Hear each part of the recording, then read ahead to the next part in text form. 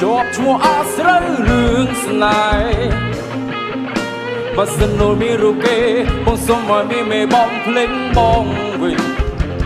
បងឈុំស្នេហាឈប់រួចឈប់ទុំនឹង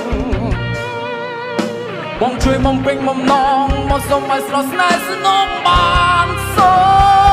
មស្នេហ៍បងអូនស្នេហ៍គ្មានជំនឿដែលមានន័យដូចផែនដីគ្មានផ្សែងព្រះអាទិត្យអូនដូចច័ន្ទឆើតឆាយចំអូនដូចបាត់គ្មានក្តីស្រណោបងឈឺចុកចាប់រងគ្រាអរ៉ាចុកចាប់ពើផ្សារព្រោះតែភ្លៀងធ្លាក់ក្នុងបេះដូង